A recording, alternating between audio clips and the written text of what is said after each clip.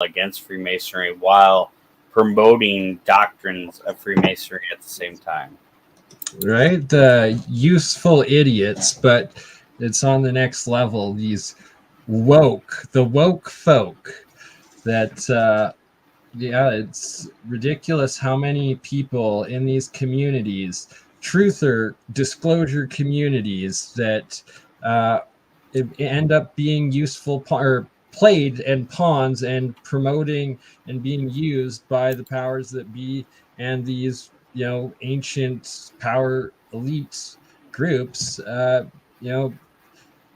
carrying out their agendas essentially. And whether it's the conspiracy levels of like these schizophrenics that try to think that someone like you, me, with 10,000, 2,000 followers are somehow employed by the government or this and that.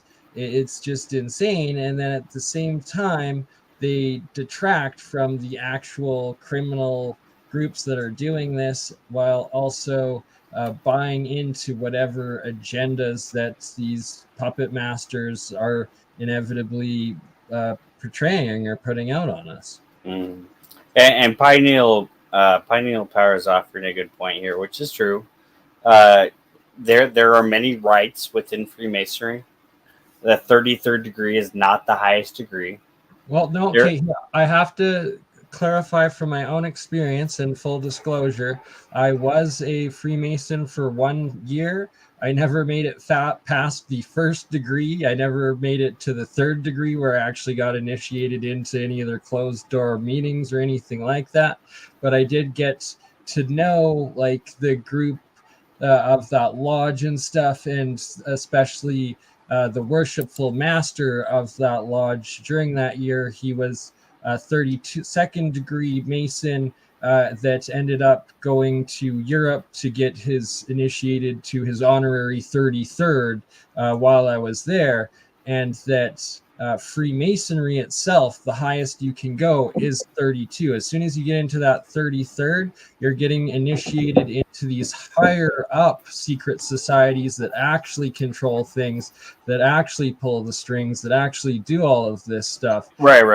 The vast majority of actual Masons are probably 90%, who knows, maybe more, maybe less, are completely oblivious to the other background things going on and what they're actually being used for as well.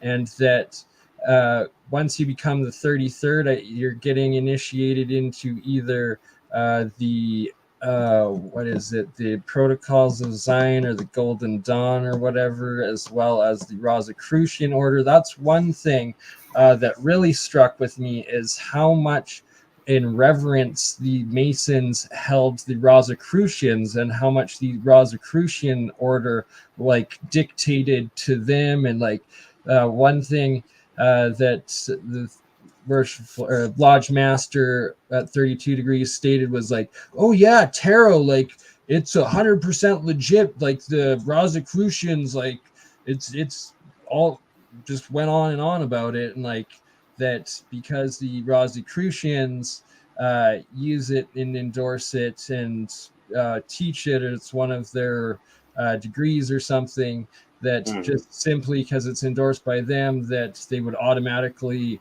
all just assume or believe in its legitimacy, stuff like that.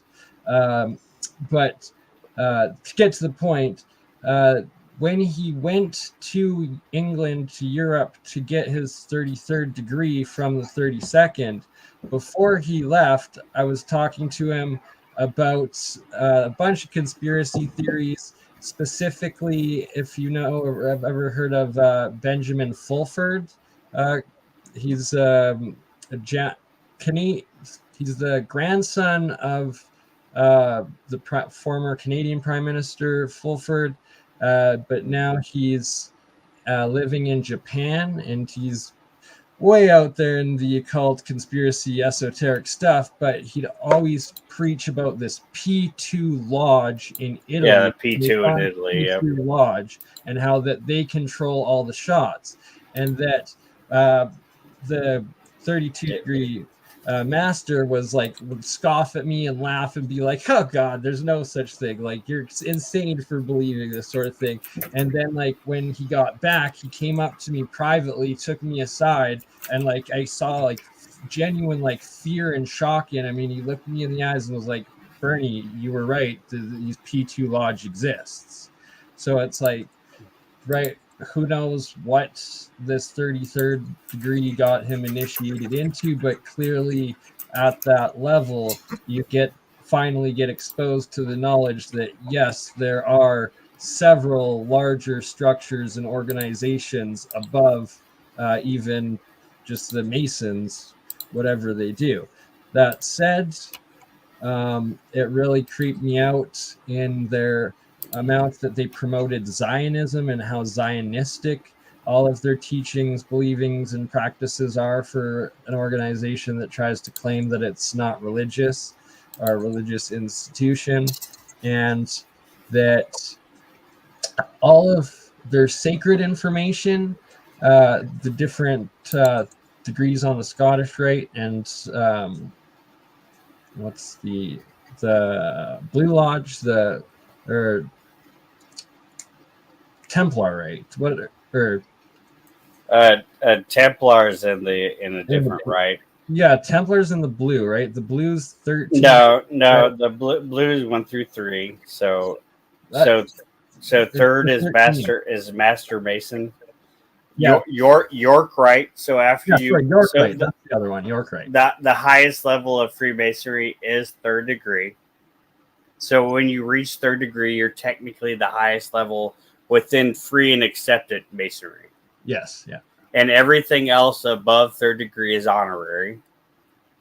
Any Mason above 3rd degree, whether they're in the York Rite or another rite, a Master Mason, 3rd degree Master Mason is still on the same technical level as any other Mason on any other rite. But yeah, we have the other rites where they go into Templars and all this kind of shit. Yeah, and then it's that diagram where you see where it has the 3 steps, pyramids, and then the other steps, and then the other steps up higher.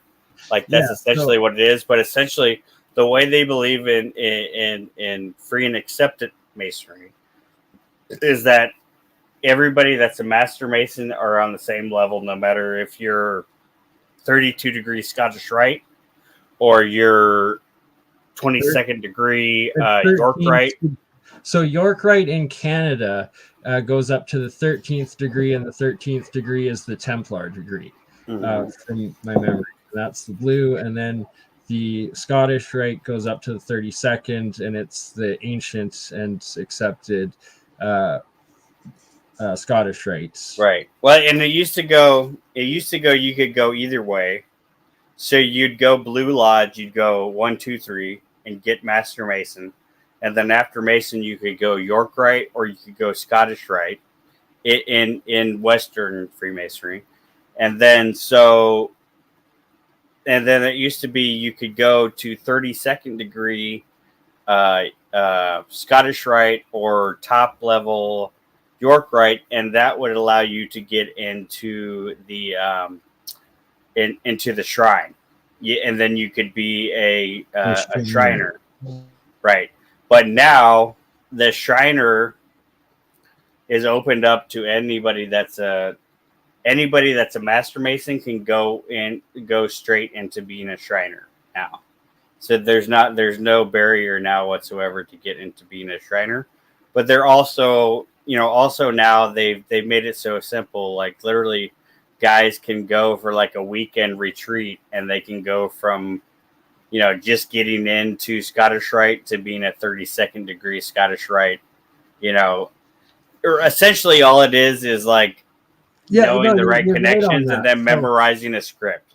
Because exactly. And that before I did my first degree initiation, I went online to like some Freemason archive, and I was able to, I read like the first 4 or 5 degrees worth of initiations, and then I went in for the first degree and I was like, wow, it's exactly just as lame as what I had read, and like this is stupid. And then I read ahead and read like all the way up to the 32nd in the Scottish Rite and stuff, got some of the info out of it, but meanwhile never advancing past the first degree and becoming a third degree master mason and getting into all of that other access and stuff.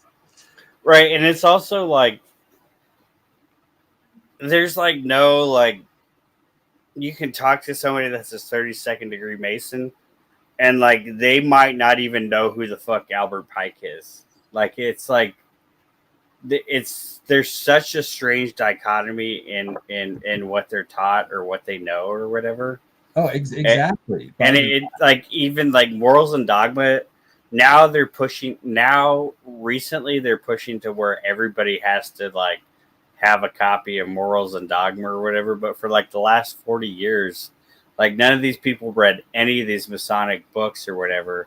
Literally, it was just like it was a fraternity club. You go in, you do some retarded fucking rituals with an apron on. You memorize a script. You say some things like. It was literally just a networking club. Like it's not there. It's not like there's this. You're exactly right. It's like a business boys club. Yeah, exactly. Club is what they try to make it, and that while I spent my year there, I actually spent reading, and I swear to God on my life, I actually got my hands on an old copy of the original Morals and Dogma, where the very first page states, if you're reading this and not initiated in, it's punishable by death. And that I forget the page and chapter. I'm going to have to look it up. It's saved on an old computer. But that I actually flipped to one page in Morals and Dogma, and in the Morals and Dogma book, not a letter, but in the actual Morals and Dogma, there is the chapter. I've read it with my own eyes in it, stating about World War I, World War II, and then World War III being 100 years later. The first World War I being to annihilate and get rid of the monarchies, the old system. World War II to usher in a polarized communist, Marxist versus capitalistic system. And then 100 years later, World War III, where they would pit Muslims against Jews and Christians to usher in a one world Luciferian religion and order. And that I swear on my life, I read that in a printed copy of Morals and Dogma. Yeah, and not to call you a liar, but like that entire theory, like it comes from William Guy Carr. I don't know. Have you looked? Yeah, he's a Canadian. Yeah, everybody claims it's like this one letter that was sent and all of this stuff. The letter doesn't actually exist. Exactly, and that's what I'm saying. Like I actually read a book where the very first paragraph states, if you're reading this and not properly initiated in, you're going to be killed for it. And that later on, there's a chapter in it that literally lies out the World War I, World War II, and World War III. Yeah, see, I'm not familiar with that. I do know that's kind of like the way that. So Morals and Dogma from Albert Pike is heavily influenced by Rituals and Dogmas of High Magic by why can't I remember the name right now? Albert Pike or someone else? No. Morals and Dogma by Eliphas Levi. So Rituals and Dogma of High Magic heavily influences Morals and Dogmas of Freemasonry that's written by Albert Pike. So a large portion of Morals and Dogma is just really kind of copy and paste out of Rituals of High Magic from Eliphas Levi. And then so Eliphas Levi really does make up like a whole bunch of shit. And then so like Albert Pike just like regurgitates a bunch of the shit that Eliphas Levi makes up. So like if you read the southern jurisdiction of Freemason of Scottish Rite has put out a recent publication of Morals and Dogma that has like all like the legitimate footnotes for like all the claims that are made. So like current Freemasonry like really kind of goes after and attacks like all this shit that because Pike was heavily involved with theosophy with Blavatsky and shit.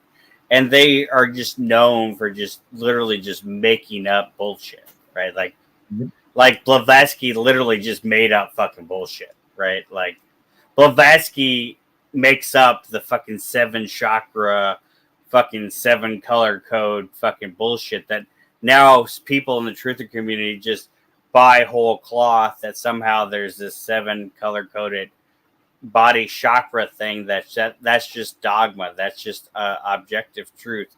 Well, no, that's an evolution. Blavatsky comes up with the concept. It's changed slightly by Alice Bailey. Ledbetter comes in and changes it a little bit, and it's just modified.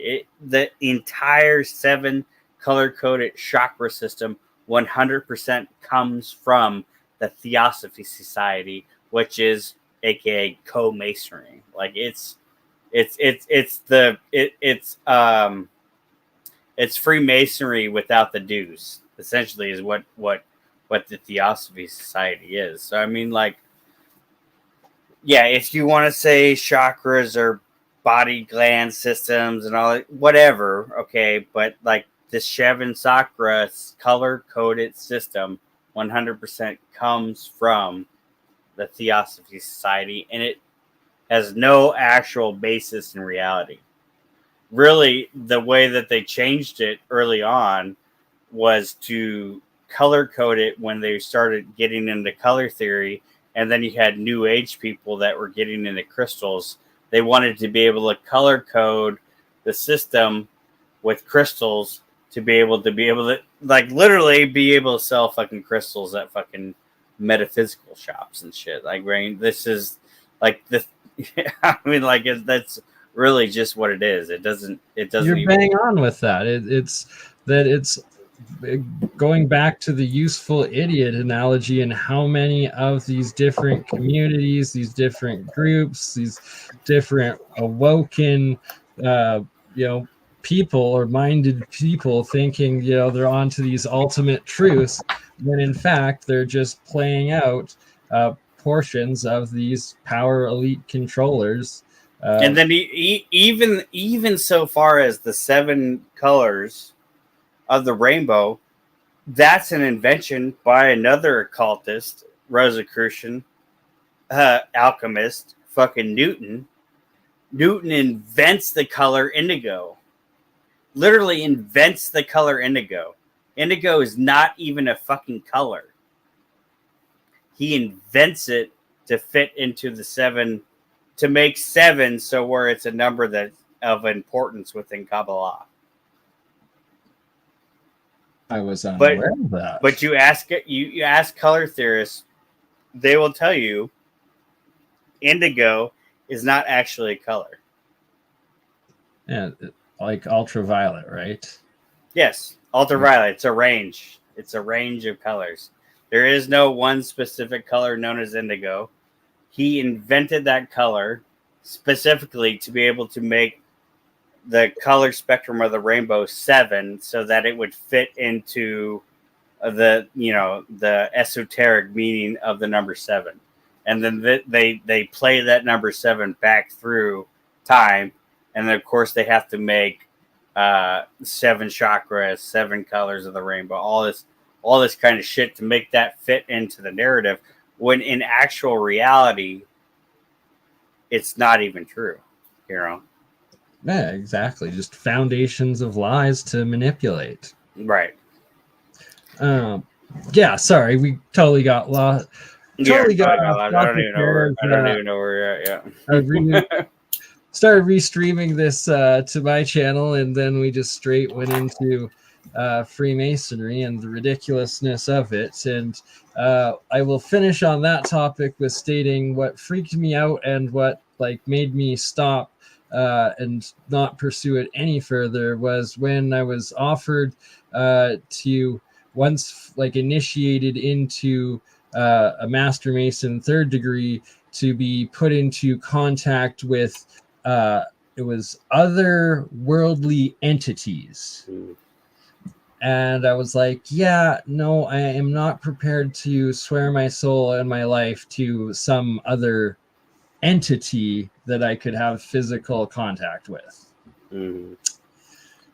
Yeah, so I did pledge to join a lodge myself, and then what turned me off, and people might have thought I was joking earlier. I don't know if you went through the same experience as well, but I was presented with an application, and I was told that I got to present my social security number, and that there was a $200 application fee for petitioning to join the lodge.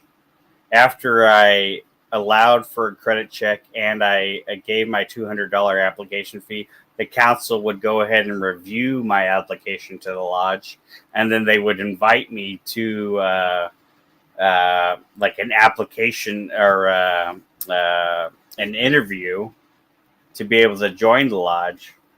And then at that point, I was like, you know what? If there really is a fucking credit check, I don't want to have anything to do with it. I thought this was about esoteric knowledge. I wanted to learn shit like same thing for me. Exact same thing, and then a $500 a year annual fee that you have membership you have to pay, and that I didn't pay my second year's fee, so I went into arrears with the Masons, which got me permanently kicked out and blocked.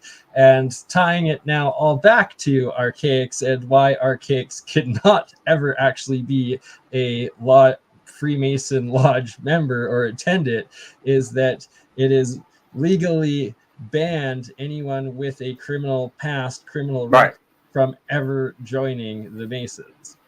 Right. Yeah, and the way that I had been super interested into it. So I had looked into joining like a Golden Dawn chapter for a while. Like I wanted to join a Golden Dawn or OTO or all this kind of shit. But then I started looking at like their Facebook pages, which is hilarious. If you just look at the Facebook pages of OTO or Golden Dawn or whatever, like it's just a bunch of creepy ass fucking like Dungeons and Dragons weirdos, and like the more you look into it, it's like, well, obviously these people don't have any kind of. Why would I want to join this? This is just like creepy. Right? This is like a creepy LARPing role playing fucking dumb shit. Just about to say that it's like, you know, like it's like this. They go dress up in freaking dresses and somebody's house, somebody's basement. They have like a chapel, like pillars and curtain. Like I'm like, no, I'm not doing any. I'm not doing it. But anyway, so I hired these guys to clean out a basement at one of my properties in Indianapolis, and I noticed that the leader of the crew had a Master Mason ring on, and like it was just a moment where my wife called me and she was like, "How's it going?" or whatever, and I'm like, "Well, I don't know." And I was right next to the guy. I was like, "Well, I don't know how it's gonna go. The guy next to me has a Master Mason ring on or whatever," and so I was just fucking around. And then so like that led into a conversation, and I was like, "Yeah, I'm super interested in Freemasonry. Like, I kind of want to join a lodge and all this kind of shit." So then he brought me like the application and everything, and I was like, after he told me the process, I'm like, okay, well, I don't have anything to do with it. If it's like that, it's obviously fucking bullshit. Like, exactly, it's just a bit. They use it as a business boys club social group, and then from there the higher ups like the Golden Dawn, like the Rosicrucians, like the Theosophism and the P2 lodges groom specific individuals and then actually initiate them into these satanic things or whatever the hell they're doing. And one last note of my experience was that the higher ups, when they came from other lodges for their ceremonies that I wasn't allowed to go behind the doors in, I peeked in a couple times, like briefly before they closed it, and they're obsessed with giant gems. Like they had the most ridiculous giant gemstones I've ever seen, and that they like carry them around in cases, bring them out, and it's part of their ritual. Yeah, I'd like to close this segment though, and I'd like to read this Absolutely. passage from. This is a papal encyclical from 1884 from Pope Leo the 13th called Humanum Genus, and this is actually considered the response to Albert Pike from the church. But this paragraph in specific is pretty awesome in my view. But it says, "But to simulate and wish to lie hid and bind men like slaves in the very tightest bonds, and without giving any sufficient reason to make use of men enslaved to the will of another for any arbitrary act, to arm men's right hands for bloodshed after securing impunity for the crime. All this is the enormity from which nature recoils. Wherefore, reason and truth itself made it plain that the society of which we are speaking of is in antagonism with justice and natural uprightness. And this becomes still plainer insomuch as other arguments also, and those very manifest, prove that it is essentially opposed to natural value. For no matter how great may be men's cleverness in concealing and their experience in lying, it is impossible to prevent the effects of any cause from showing. In some way, the intrinsic nature of the cause whence they come. Quote, a good tree cannot produce bad fruit, nor a bad tree produce good fruit. Now the Masonic sect produces fruits that are pernicious and of the bitterest savor. For from what we have above most clearly shown, that which is their ultimate purpose forces itself into view, namely the utter overthrow of that which is whole religious and political order of the world, which the Christian teaching has produced, and the substitution of a new state of things in accordance with their ideas, of which the foundations and of law shall be drawn from mere naturalism." And really, that is essentially the doctrine of what Freemasonry is all about.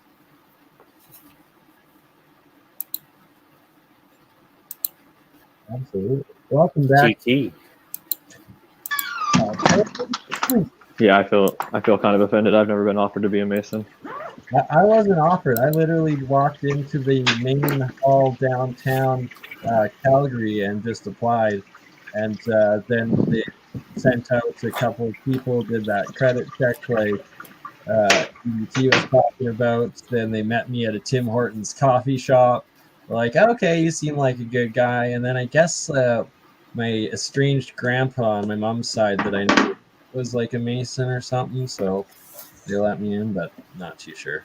I didn't even talk about my my Illuminati letter. I talked about this on Truth or Cop the other day, but somebody was in the chat talking about how one of their friends got this random Illuminati letter in the mail, and then like I was like, no way.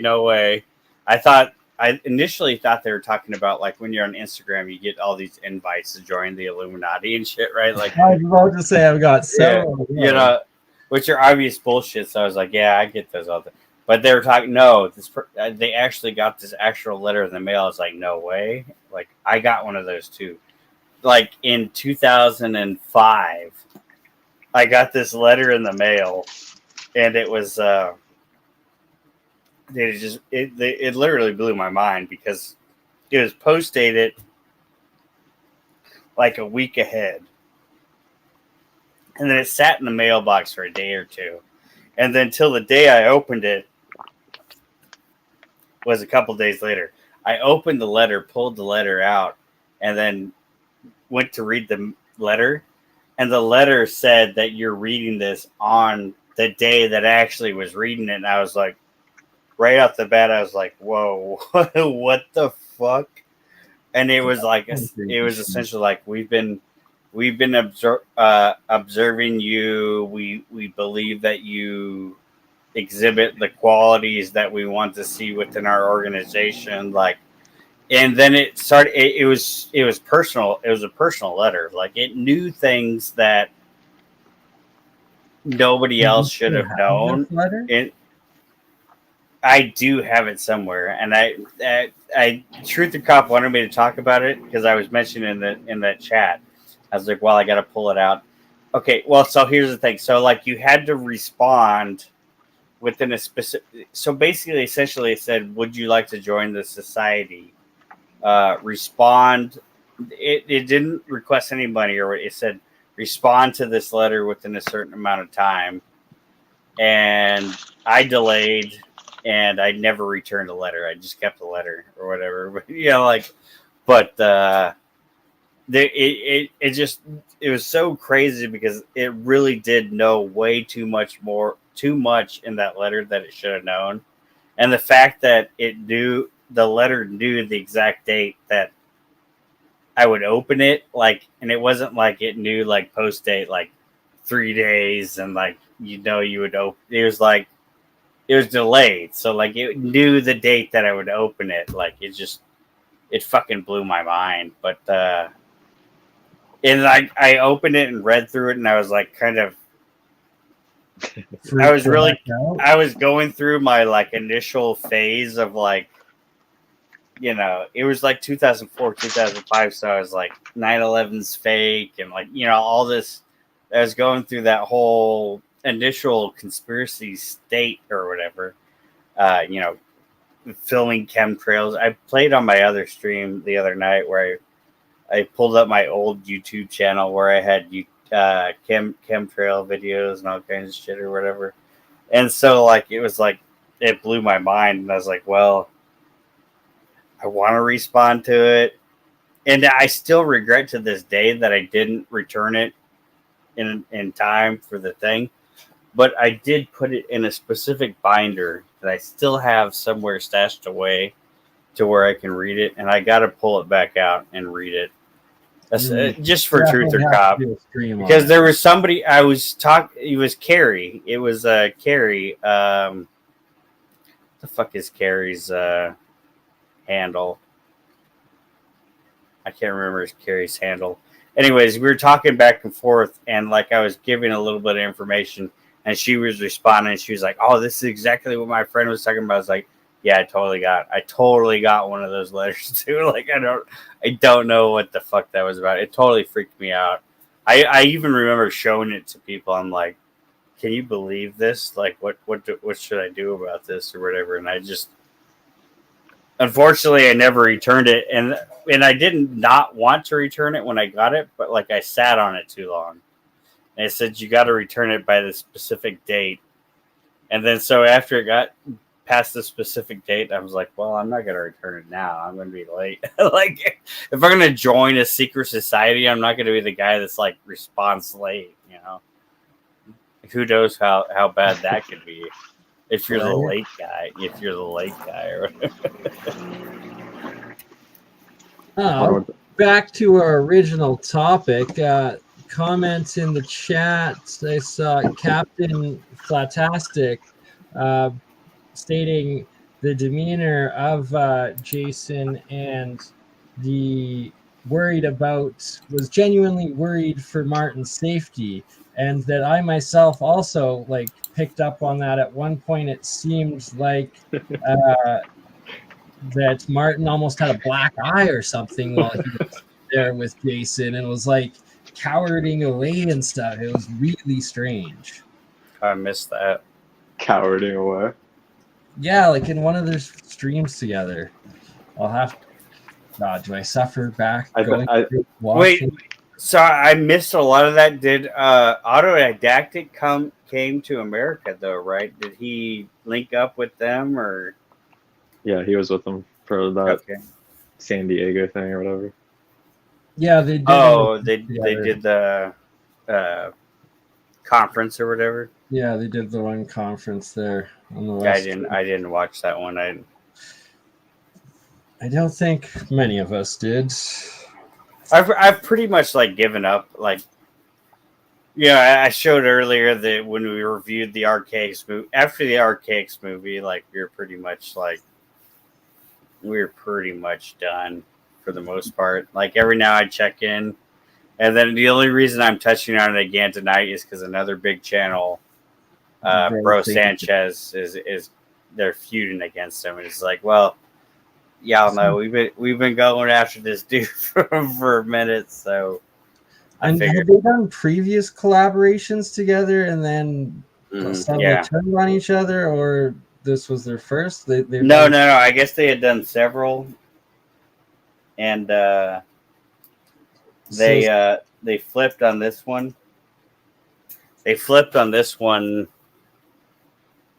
Jason's claiming it's because the chat was mean. I guess is what.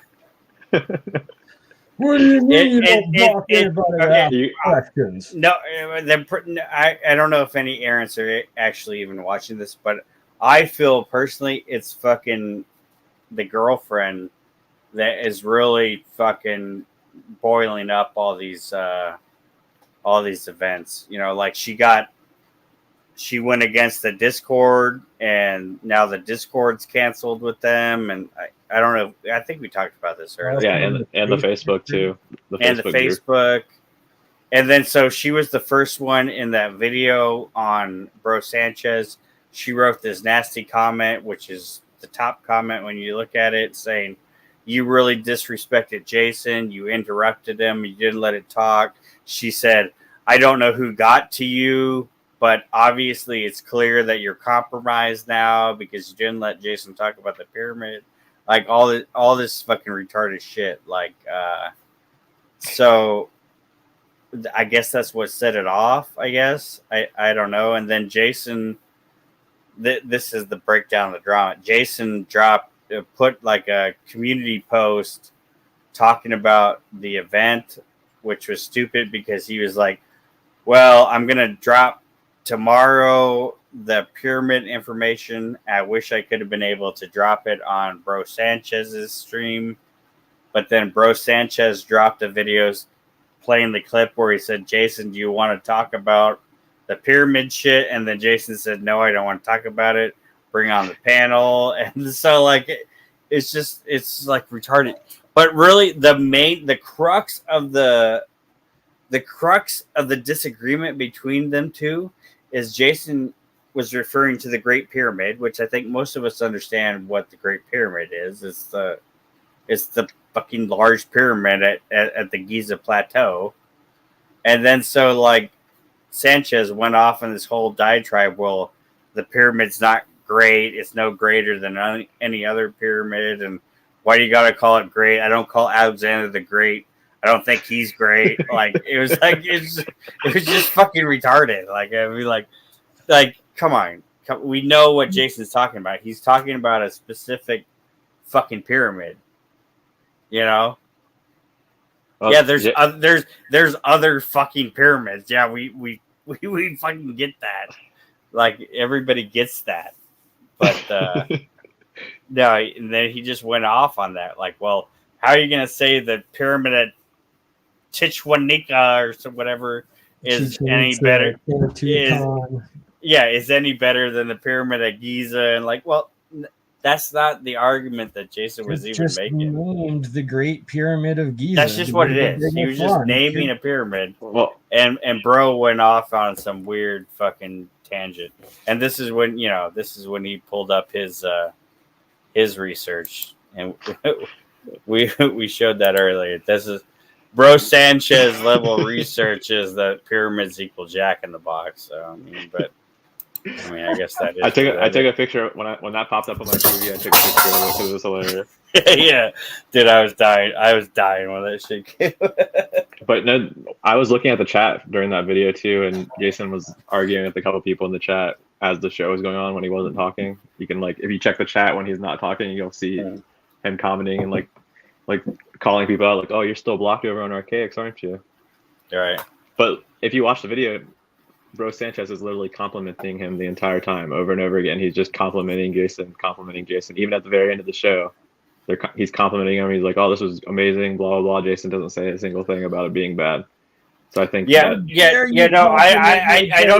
think Bro Sanchez is not at fault at all, I think, in this situation. Like, for one, I think Bro Bro is mostly right. One, Jason, you're on somebody else's live stream. You shouldn't be focused on the fucking chat. And Bro's right. Bro goes on other channels and people fucking talk shit about him in the chat. He just ignores it. And that's what you should do when you go on a live stream. Or speak out directly to the comments while you're live and address it. But yeah, I mean, that's like basic fucking live streaming 101, right? Like there's people talking shit right now probably in this fucking comments. I'm ignoring it. I'm focusing on the live stream, but anyway, so he focused on the comments, and then it was also the direct interaction wasn't that bad. Like, okay, so your bro is having you on his channel to talk about something and allowing you to present material on his channel. He should be allowed to interrupt and question whatever you're presenting. Otherwise, why would you even be on his channel? Go on your channel and present this material without interruption. If you're going to get mad because he's like, yo, hold up a minute. Let me ask a question. Let me ask you a nobody has ever questioned me. Like there's no reason to get mad if you're on somebody else's channel presenting your material and the host is going to say, hey, hold up. Let me present a query or some kind of divergent piece of information against what you're talking about. There's nothing wrong with that. It wasn't even a problem in the stream. Jason was fine during the stream about that. It wasn't until after the stream where it became a problem. I was shocked that he didn't get offended by that 2040 question that was asked live. He avoided answering it for the most part. Okay, well that was fucked up. That was fucked up. And Jason didn't even And we've talked about this a lot.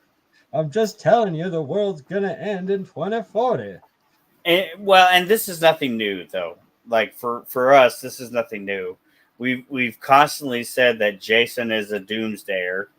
We've constantly pointed out the whole thing where they're planning that this is it's a doomsday cult. We've been talking about this for the last year or more, right? It's like the textbook definition of a doomsday cult. It's like, and he does the same thing anytime he gets backed in a corner about it. He says, well, no, not necessarily. It's the Phoenix event, and he's so inconsistent with what he says about it too, because there was at one point where it's only going to affect Asia, and then now it's going to affect parts of North America, and now he acts like it's like a worldwide event. And this is the same thing with the entire Phoenix fucking event theory in general, is that like it just randomly affects random shit, and most people don't even realize the Phoenix event even happened. We always make fun of the what's the last Phoenix event? 1902. Yeah, 1902. Like air conditioning, McDonald's. There's no it's so retarded. Like literally nothing happens. So the elite have to go underground because there's this structure in the sky and the space which doesn't actually exist because it's a construct or whatever. And then somehow this device attacks the elites, but the elites are underground, but then they can come back afterwards and they have all this other high technology to further enslave the population, but somehow the whole entire theory is fucking retarded. I mean, but we programmed all of this stuff before we got in here too. Don't forget. Right? Part. Exactly. Yeah. Right. So my understanding is that the Phoenix event is the Phoenix protocol is some computer AI thing up in the sky, but simultaneously this reality is a construct simulation, and apparently we're all in some, wasn't he saying originally intergalactic spaceship, the Matrix or something, but it's not. Yeah. And then every, what is it, 140, 160 years or something, there's this Phoenix reset. 138. 138. Okay. But the Phoenix event is supposed to be beneficial to us within. It's supposed to be beneficial to whoever we are within the Right. Oh yeah, simulation. because aren't there like two competing like AI intelligent things or something? It's really, the whole entire theory is never really sourced. Like, there really is no way to really break down the entire fucking theory because it's so incoherent. And If you start, that's why he bans everybody in the chat when they start asking questions, because it makes no fucking sense whatsoever.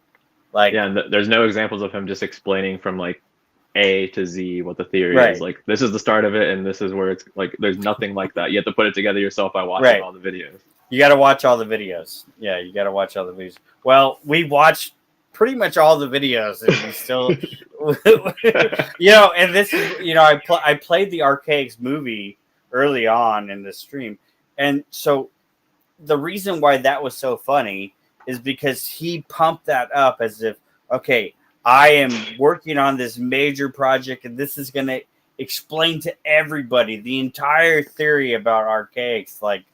And then it came out, and it was like the biggest fucking joke of all time. Couldn't even make a parody video out of it. Right? Like, I mean, it was. I mean, it's so bad. I mean, and it explained nothing. I mean, I still don't really understand the whole thing, and nobody does. That's the thing. Nobody actually, and that's what's causing all these divisions within the community. You know, even with like the Discord community, like that fucking PP Phoenix Protocol guy running the Discord, and like they all had these different. You see all these major people that were contributing to the research in kind of a good manner, and then we highlighted what's her face, Square Peg, right?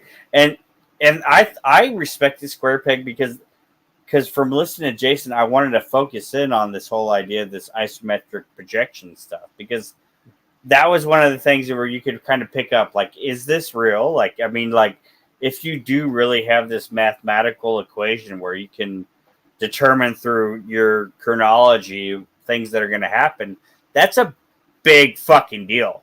Like, that's a big fucking deal. Why not go more into that? The same thing with the Orphus software system. And I don't think... Probably Bro Sanchez doesn't even know about the Orphus fucking prediction software system. And most people probably don't even know about the Orphus software prediction. But Jason says that he developed this software system for the CIA. We have the literal fucking clips of him. Human, a.k.a.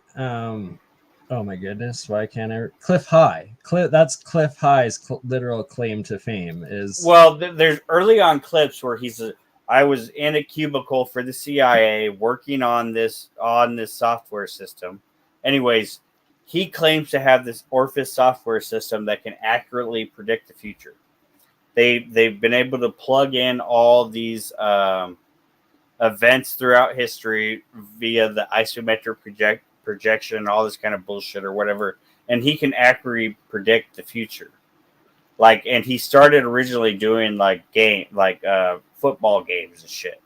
And he says that you can plug all the information into the software system, and it'll accurately predict like who's gonna win the Super Bowl or some shit, right? Like, well, if you have this fucking software system, this guy that went into jail when he was 17 years old, right?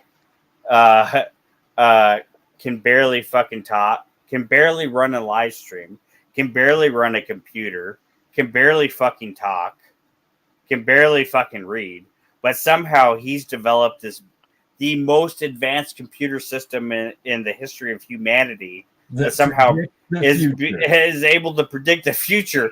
Why is that not your number one thing that you're promoting on your channel? And it's on his webpage. It's on his webpage. It's the Orphus system. And we talk shit about this on these videos on my playlist. Guys can go ahead and check the playlist. This is one thing that we focus on.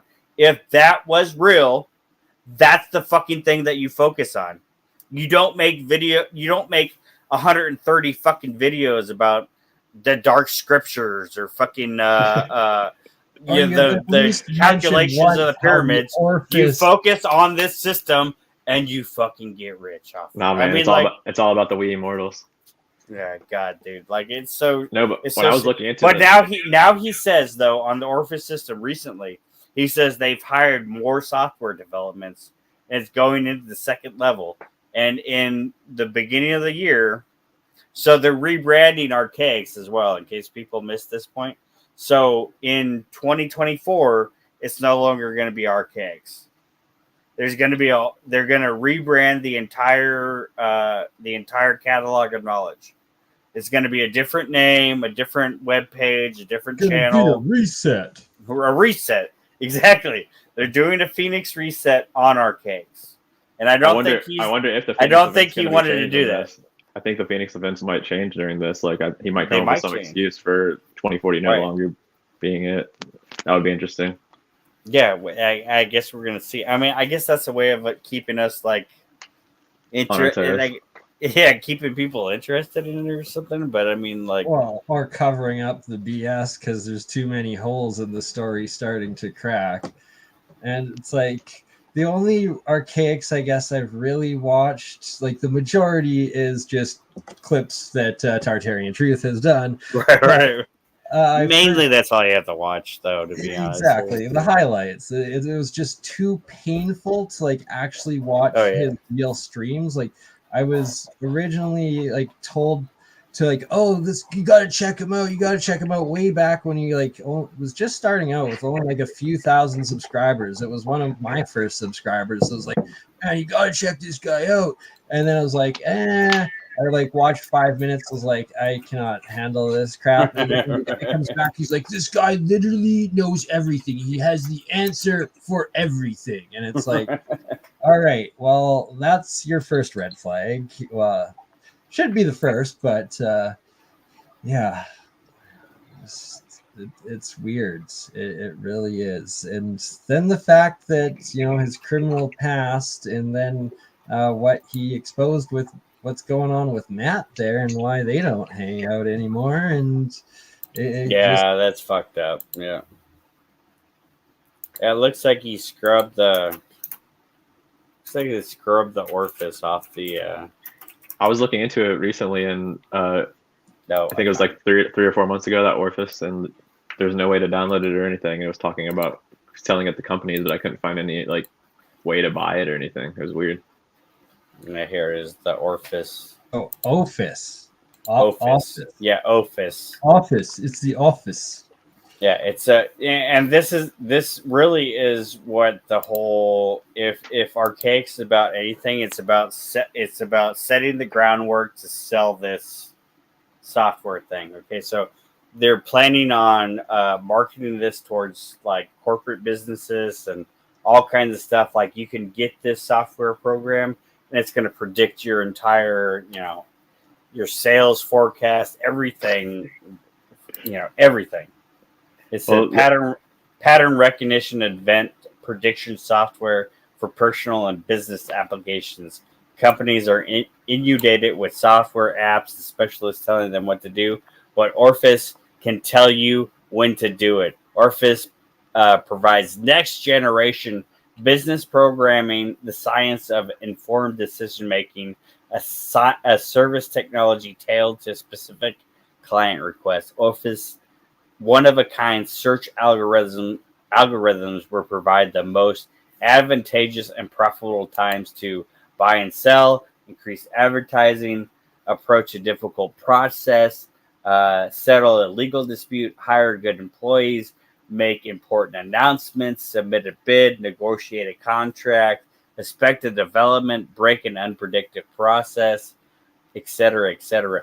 This is the most scammy fucking thing possible, and this is but if it's real, if that's your real thing, and he said and so recently he came out, because we talked about this early on when we were going against Archaix. We said, well, this is the biggest red flag about this dude is this Orphus software thing that he talks about. Like, for one, if this is true, This is the thing that he should be talking about. He never talked about it early on in the videos. That was a red flag. It's a red flag that you have this super advanced software program that you developed in fucking prison somehow after no formal education whatsoever now. But he was silent on this program forever. And then recently he came back out talking about it. And he said he's hired a whole new set of engineers that have come in and revamped the program. And in the beginning of next year, they might be releasing like the first beta version of this software program that predicts everything. You can just put it into Orphus and it'll tell you whatever you need to do. Yeah, what a weird thing. And it ties into the occult once more again, because Orphus means snake or serpent. Right. Well, and it's also funny too, because I know Tartarian Truth remembers when somebody joined his Discord or something or whatever, and they took all the transcripts from all his videos and made like a AI lookup bot to where you could like look up like anything throughout all his transcripts on his videos.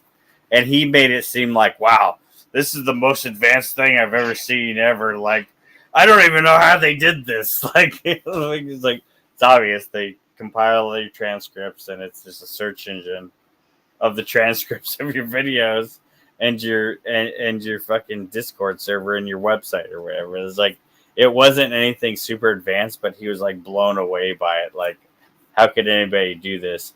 But then at the same time, he's like, well, I don't even know if I should allow this thing on my stuff because it could be the government coming in and trying to. And I think he kicked it out at some point in time. Yeah, and then I think he brought it back. I don't remember. Like, it's just so funny. Yeah, meanwhile he's sitting on this, but yeah, he said the guy ended up reaching out to him eventually, so he trusted him or something. Right, yeah, I think that's what happened, yeah. And he was doing this while in prison and then doing all of his landscaping living out of his shed. Right, and the other day he did a video where he's talking about all the shit he did after prison. And then he was just like going on and on and on and on about all the stuff that he did this. He talked for 45 minutes probably about his career in the oil industry in Texas. About he started as like just a normal guy, like connecting the fucking pipes together to where he was like the absolute top guy in the oil field running some kind of CNC threading machine and like all this kind of shit. And this was before or after his 30 years? After he got out. After that. That's what Texas is known for, right? Rehabilitating sexual predators into running high-end oil equipment companies. Right. Well, this is the narrative. So after he got out of prison, he went to the gas and oil fields. He started off as low level, and then he quickly progressed within the business, and then he was running the high-end CNC machines that did something, I guess, on the oil fields. I don't know exactly why there's CNC machines on the oil field or whatever, but it is what it is. He seemed to be pretty knowledgeable technically on it. I'm not going to call bullshit on it because it seemed like he actually knew what he was talking about. I don't have industry specific knowledge on it, nor do I care to even look into it to whether or not he was full of shit. But it seemed like he was being pretty honest about what he was talking about. But he also could have not actually been involved with it and just kind of, inadvertently known what he was talking about, which is very possible. Anyway, so he moved up in the gas and oil industry, and then he started that's when he started the rock. What was it called? Paradise Rock Gardens. Paradise Rock Gardens shit, right?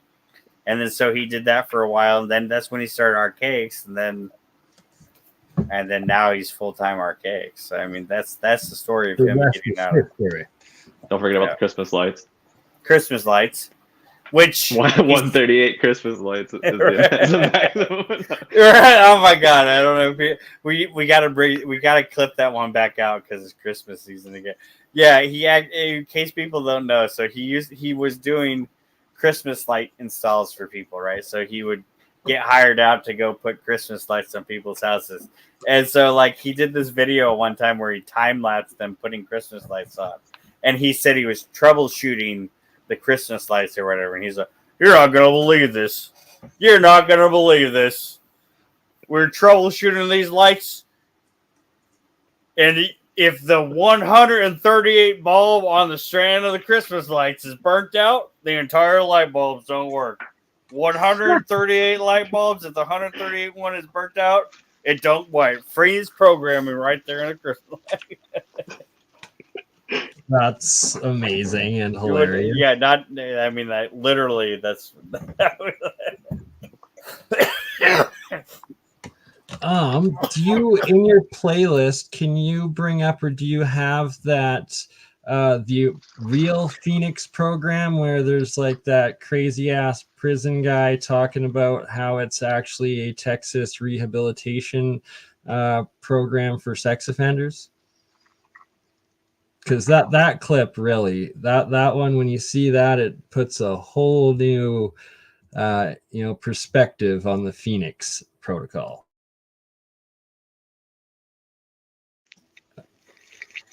You're muted if you're trying to talk, UDT. Yeah, I was coughing. This is another. I might have that. I know that we covered that. I don't remember exactly when we covered that. That's like with QOC. We've done so much deep dive on that guy. It was in the chalk body outliner OOE exposure that you guys did, like the 3-hour one that went into where Drew shows his arrest record, his registered sex offending list and stuff like that on it. Yeah, let me see. I can maybe pull that up because that is a huge. Like when you see that, it really, really shines a light on the situation. That couldn't have been in the opening. It couldn't have been originally when we attacked him. I think it might be in this one. Let's see here. Jeremy, does he still have a channel that's getting more subs? Who, Archaix? No, it doesn't look like I would cover any information on that.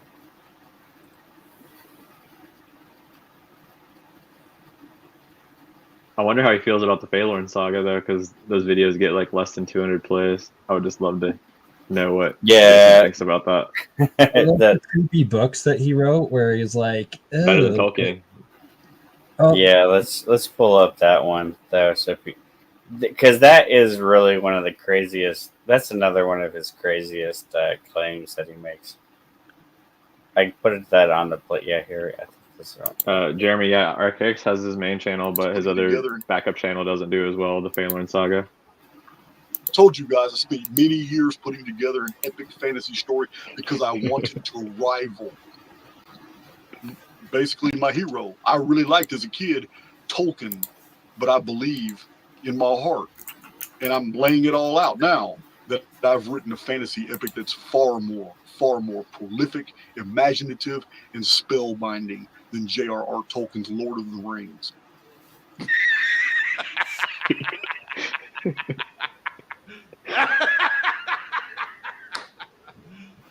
You serious?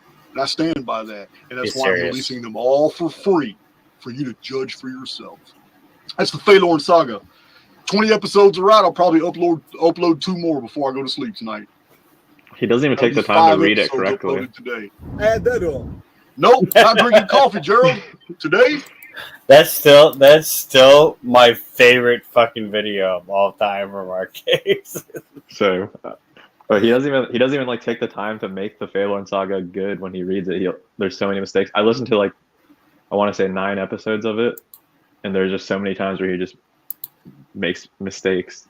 Yeah, go to that real quick and just look at the views on the recent videos. It's pretty funny. And this is like a big red flag to me, like how you not, if the Aaron community is so big and legitimate, how did it not translate at least to 20,000 subscribers or something? The Phalorn saga has 5,000 subscribers, and the videos get 182, 122. That one That's has gotta Sanchez. hurt him so bad. Like that's Well, his and biggest. this- His ego's his biggest Well, problem. the honestly. views did bump up, I see now. But yeah, that's over time. But I mean, like this last one was 3 weeks ago, and it's got 182 views. So this is a channel that's way over 100,000 subs. The most he could pull in a second channel was 5.14K subs. And this is supposed to be not only like on par with Tolkien, but better than Tolkien. But Better than it's impossible to know. Like it's impossible to even comprehend what he's saying in the books because he comes up with all these different names for these characters, and you're like, what the fuck? Like it's he's like the Willow Weirds or with the Wommeldoffs walking in. Like it's like what the fuck? Like dude, no one knows what you're talking about. Yet there's some illustrations or something. Yeah, no, it's just oh man, like this guy is just really unbelievable. It's crazy because just think about Lorne, like Felon. Look at the Lorne saga, the Felons saga. You know, It's one of the funniest things I think he's is writing rape freaking fantasies in saga. so there's one of the water bottles, like, but we used to make fun of the studio so much, you know, because he was all about my books, all this kind of shit. He used to have all these water bottles. Hold on, yeah, there's like 25 of them at one point. He used to have all these water bottles right here, but then he had like 5, you know, my 1,000 books or whatever, and we used to just make fun of this dude for this shit because. And this is later on too, because it used to be these were all like actually like brand new, like Barnes and Noble fucking modern books or shit. It's funny you look at it now, and he's got all the Archaix mods have donated all their dead husbands' books to him. So now he's got this whole library of like Webster's dictionaries and all this kind of shit. And like, He's you know, got and real he published. He put out the list of the books that he allegedly read in prison or whatever, and he like counts like entire volumes of encyclopedias and shit like within that 1,000 books or whatever. And clearly the motherfucker did not read an entire fucking collection of encyclopedias. I mean, like, If he would have realized that Plato and Diodorus and Herodotus all talk about the Zodiac. I just there's such a disconnect. What do you mean? Imagine. I was nose deep in the thesaurus and the dictionaries and all of the books while I was getting my prison tats done. I forgot. I printed out the whole list of the books back in the day. I've got them somewhere. I Oh, did. yeah, I went to Phoenix, check all of them, and most of them were just like they were just like entire like. And then he would list He would list dictionaries. Part of the list is just dictionaries. Like, nigga, you did not read an entire fucking dictionary. Okay, don't put that on the list of the books that you read. And then we even went further to look into like, can you even have fucking old books in the Texas prison system? Well, unfortunately, no, you can't. You can't have old books in the Texas prison system. They have to be newly published books, and they have to be put in from a new publisher. Like, you can't have fucking ancient fucking only liberal friendly books that are woke friendly to not offend the snowflakes while you're in jail. He'll never address any of that. Well, another thing is when he was reviewing Robert Seffer's book, he said multiple times in the video how he loved how short the book was. He appreciated how short and to the point it was, and he hated long books. So keep that in mind when he's talking about reading an entire encyclopedia. No. Yeah. All right. Okay. Bro, so you remember he had Robert Zephyr's book up on this. Let me get my point. He had Zephyr's book up here on this shelf for the longest time. The 1666 book for the longest time, right? He says he's gonna read it, And then he did that review of that book, and he literally only read like a half of a chapter. He's like, "This is gonna be my review of Robert Everett's book." And then he went through like a half of a chapter. And he's like, "That's all I got to say about Robert Everett." Time to talk about Matt. Did you notice how people were calling him out for clickbaiting the video? And he's like, no, I didn't do that intentionally. But if you look at all of his other book review videos, it's either called Book Monkey or specifically says in the title it's a book review. Right. Yeah, no, I thought that shit was hilarious. He clearly didn't read any of it.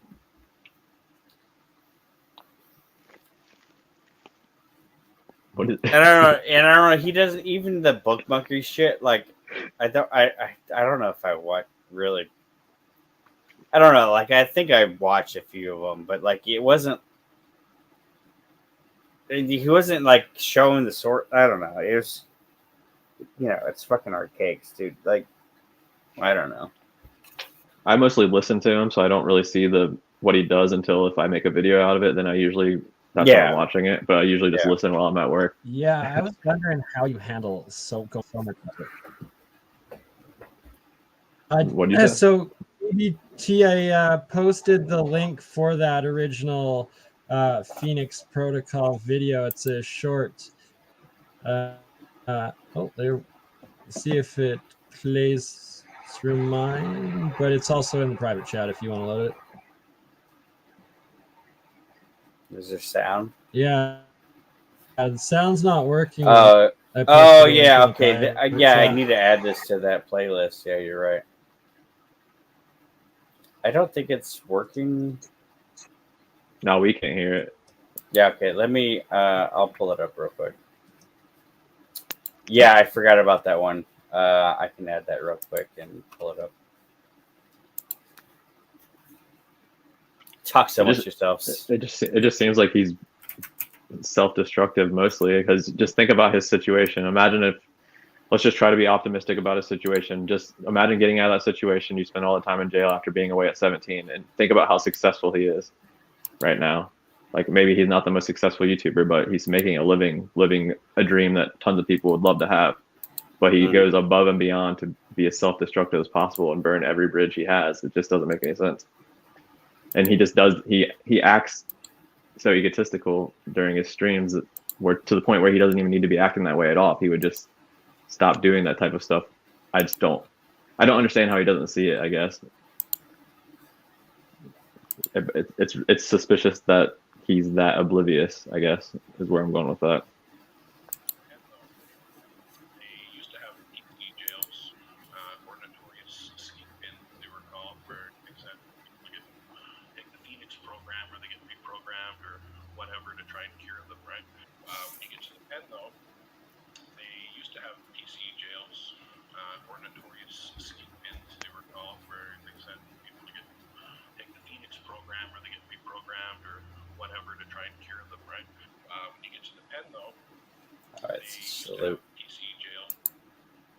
Yeah, so I'll pull up the link to what that is in the prison, Texas prison Phoenix program.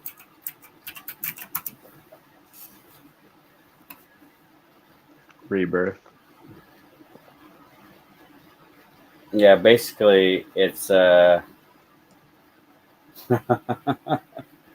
this one, I didn't see this one. It calls it the school to prison pipeline.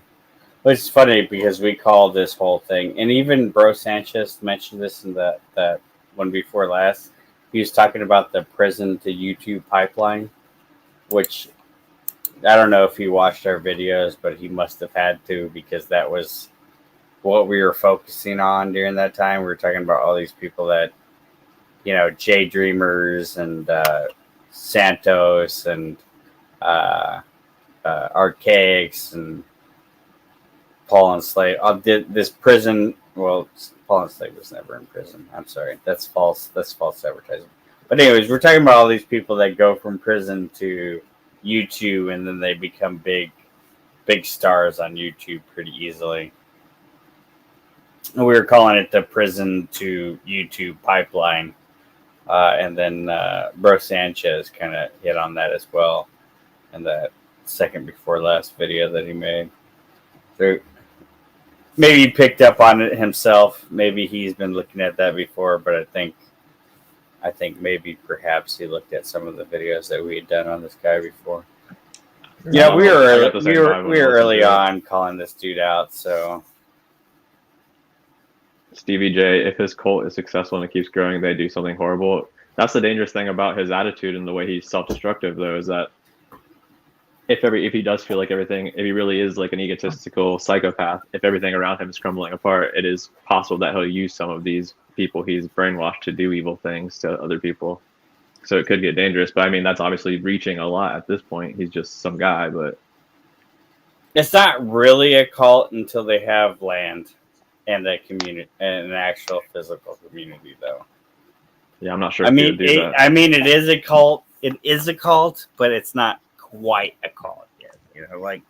Oh no, it's a textbook definition of a doomsday cult. Like, they block out anyone that asks a single question, so it's an echo chamber. And the main thesis is that there's going to be a doomsday scenario in 100%. Right? Like, there's no way to get around that, though, and what's great when Bro Sanchez called him out on that. I mean, like, that's literally what you fucking say. And Shem has the fucking clips for that shit. Yeah, and he talks about how being an errant means not being a part of the collective, but then he says that they're going to exit the construct as the collective because they're errants. Yeah, there's so many contradictions in the entire thing. I don't know, but if you look at the Facebook groups, for example, it does seem very cult-like because you'll see some of the weirdest comments in there. But I mean, you see similar things on other YouTube channels too. Like, if you go to John Levi's comments, for example, you still see the same type of thing. It's just a little bit different with Archaix because I guess it's more personal to these people. They post pictures wearing like his t-shirts and stuff, or like pictures where they met him with like these long paragraphs and stuff. And I don't know. Yeah, it's definitely a cult, but it's have to play level. From your playlist right now, EBT, that will give the definitive proof evidence that it is a cult, and it's when you or Drew called into the original Archaix do I have that one? Do I have that one on there? Yeah, you got to play a little clip of what happened when you confronted the Archaix Discord community with simple questions. The former. Yes. But do I have that one on there? Hold on, let me look. Give me a second. I remember when I used to be in the Archaix Discord under basically just like an undercover account, and immediately the Phoenix Protocol guy messaged me and started asking me a bunch of questions, trying to get personal and trying to put certain ideas in my head. Almost, it was really weird. That guy's so weird. That guy is so creepy. And now he got kicked out, though. I mean, I don't know. I mean, I hope that guy's okay. I haven't heard anything about him or seen him anywhere. So I honestly hope he's okay, because his entire whole life was built around fucking Jason. So, and then for Jason to go against him.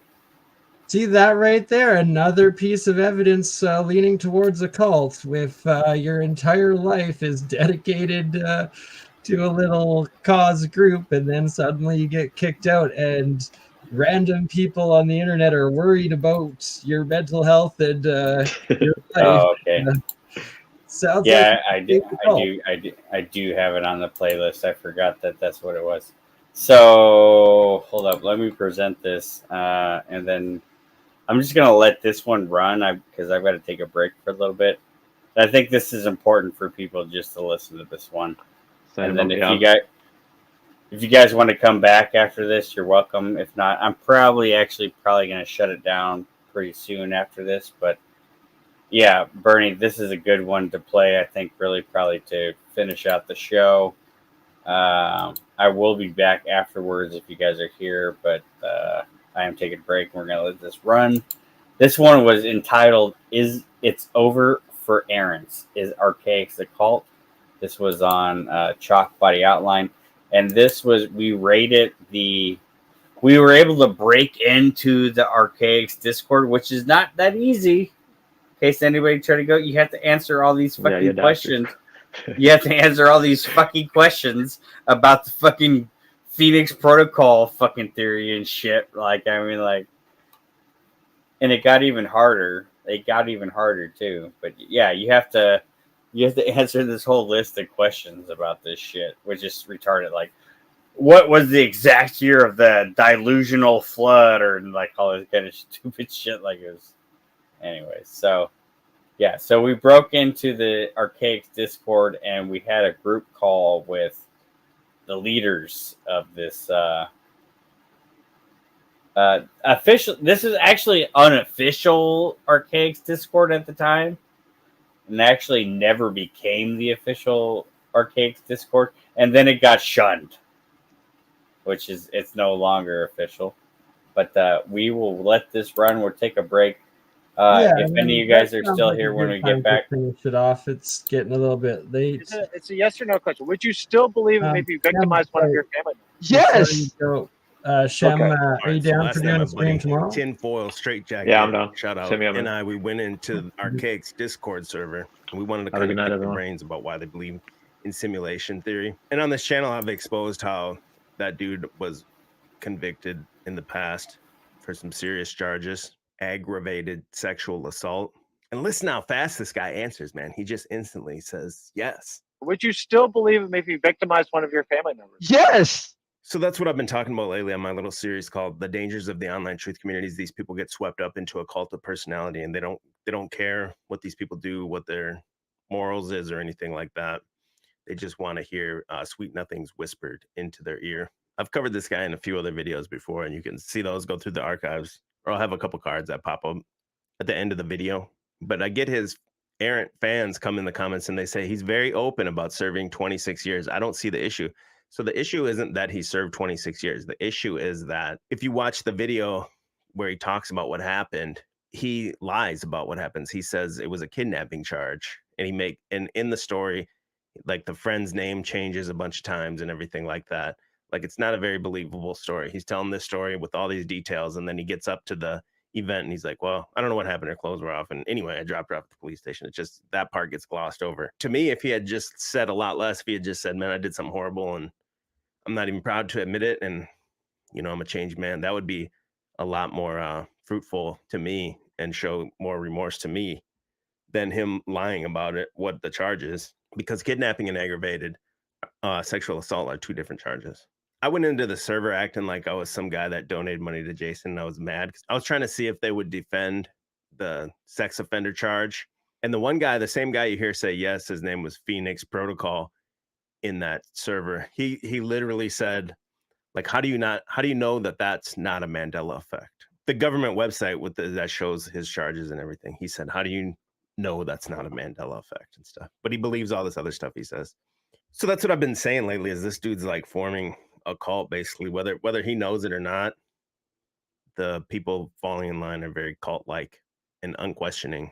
I'm going to play the entire recording of when we were inside that voice chat. It's about half an hour. So I'm going to play that for you guys. I'd love to hear your comments. And the people that are his fans, they call themselves the errants. And they say they like vibrate higher than everyone else. They vibrate so high, this like Phoenix device won't wipe them out when it returns in 2040 or whatever.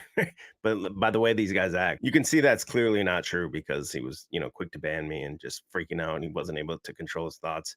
A lot of what they tried to do was like figure out what we believed rather than defend their own worldview that they said they believe. Members see it first. Britt and the members said, wow, this is stunningly scary on so many levels. Thank you for posting. Christina said, wow, that was a shit show. Tina Marie said, crazy on so many levels, and I agree. So let me just play it for you, and then I'll be back right after. I told Jason on the phone, I didn't give a shit about any of his. I'm a history major, man. All his information, all of his history, that's all I've ever cared about. That's it. That's why it's legit to me. That's why he's giving out for free. He's handing everything he's done more than anybody's ever seen. Okay, and I'm going to choose to give him the benefit of the doubt because this system is evil. The entire friggin' system is evil. I don't know what happened. So I know he told the entire story of his kidnapping thing. Everything is dead. His friends did. The girl that was there, he took her to the cops. Everything's written out. how do you know that that's real? How do you know he's not lying?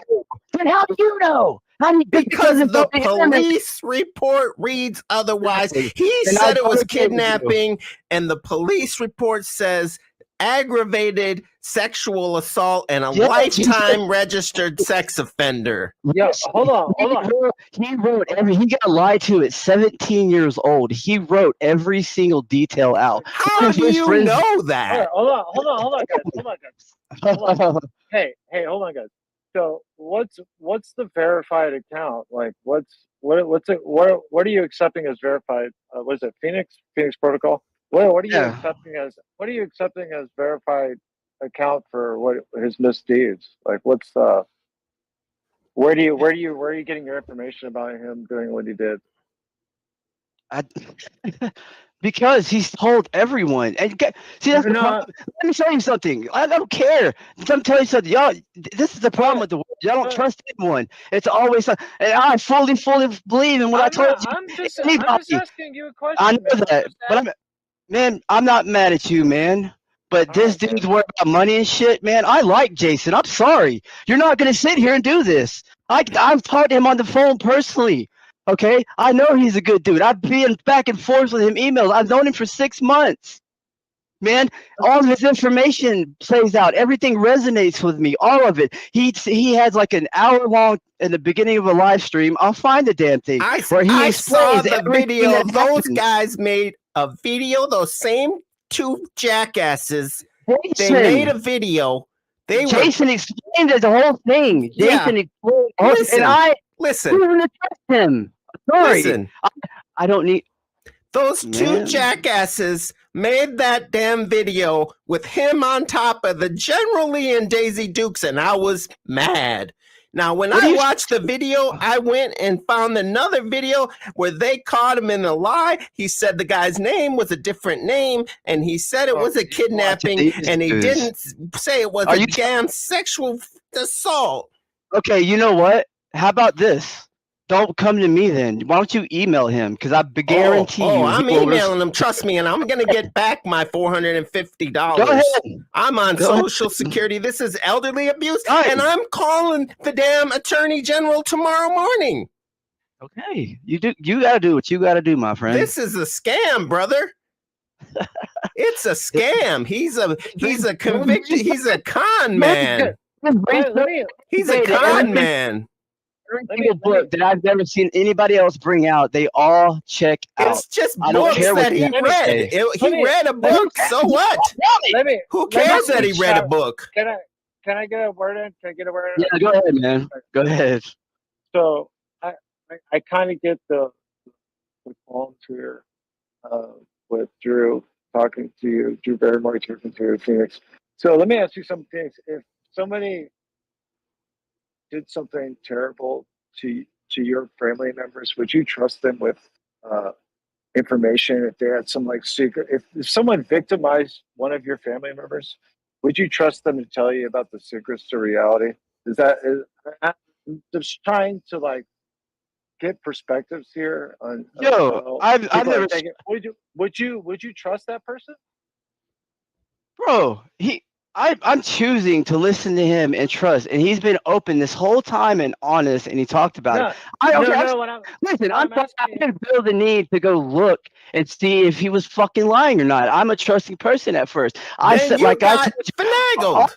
But all his data checks out. All I care about is history. You're not listening. The history he lied. Listen, I'm not gonna listen. PP, you can't. PP. Hold on. Hey, PP. Hold on. You're wrapped up in the wrong thing. That's what I'm telling you. One last thing I have to say, PP, to PP, and I'm not gonna yell. Listen, I'm serious here.